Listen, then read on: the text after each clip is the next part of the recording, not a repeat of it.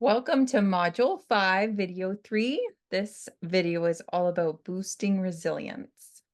Yeah, resilience is simply something that makes you feel better.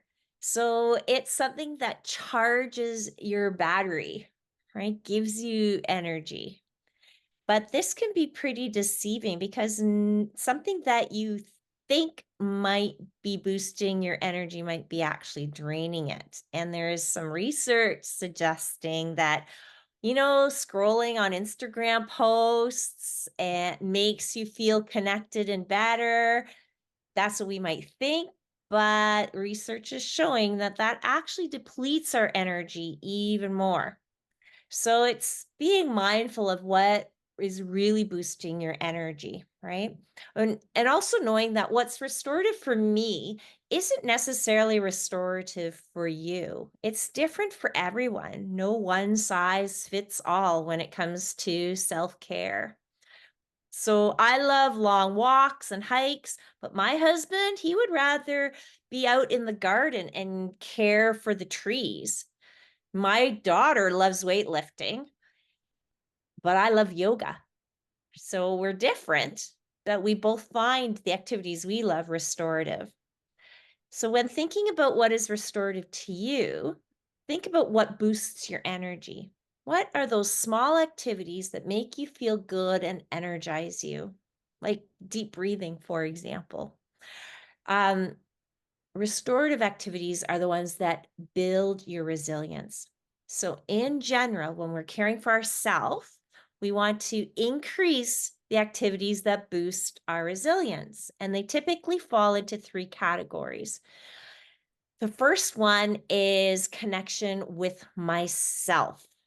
So, for me, my restorative activity that has to do with connection for myself is in the mornings I always try and align first by doing a little bit of a meditation.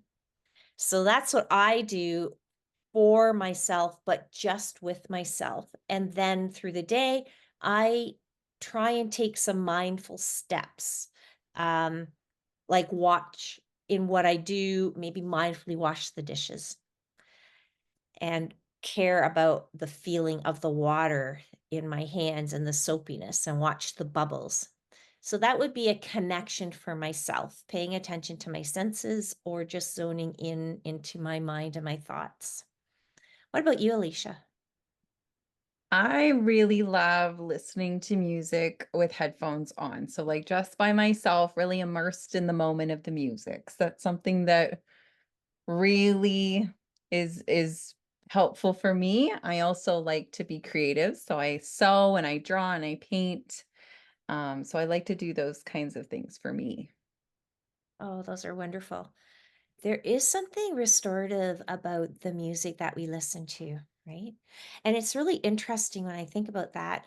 Um, the music that I listen to and love is very different from the music that my husband listens to or that my kids listen to. And sometimes I think the music that they're listening to, I can't listen to it because it just makes my heart like beat really fast or whatever. Like it has totally different effect on me.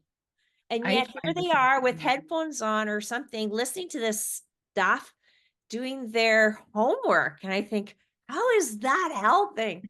But it's different for them than it is for me, right? My music drives them crazy. Yeah. Okay. Okay, so then another category would be connection with others. Connection with others is really restorative too. Um, we sometimes don't realize how important that really is, but it's like true connection with others, not the it's the in-person stuff that actually is more restorative than what we get through social media. So just to be mindful of that. um, for me, that connection with others is like I try and get my husband to come with me for walks or something like that, right? Or maybe once a month there's a group of friends that we all meet for breakfast at this little breakfast spot, and so we connect that way because we don't have time the rest of the month, but that's something we make time for. What about you? What do you do around connection for others, Alicia? My favorite way to connect is so I do bedtime routine for my youngest son, and I love it because I really get him one on one. And we have the best moments and the best chats at bedtime. So I get to snuggle with him in the bed. He knows to, put everything down at a certain time and we're gonna snuggle. And then we go up and we actually have developed a new routine where we actually watch a meditation story together. And sometimes he interrupts, he goes, I have to tell you something. And then he thinks and he talks through things with me, or he's smiling at me. And we definitely have just a really nice connection moment right before going to sleep. So that's my favorite way to connect. Oh, that's so beautiful. You'll have to share that meditation story in, our resources. That's Yes. awesome. Okay, what about connection with nature? Connection with nature is very restorative.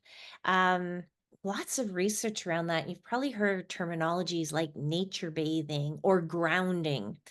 And so, something that I really love with nature is walking barefoot in the dewy grass and feeling that in between my toes and stuff, and just how that feels. And the other thing that I can really pinpoint is I spend a lot of time watching the bees on the flowers or hunting for flowers, or and how just how the different bees look. I just love and listening to them and that sound that they're emitting and watching them collect the pollen. That brings me such awe, so that's feels very restorative to me, and it doesn't take long to do that. It's just a second, right? Yeah, I love walking barefoot too. Yeah.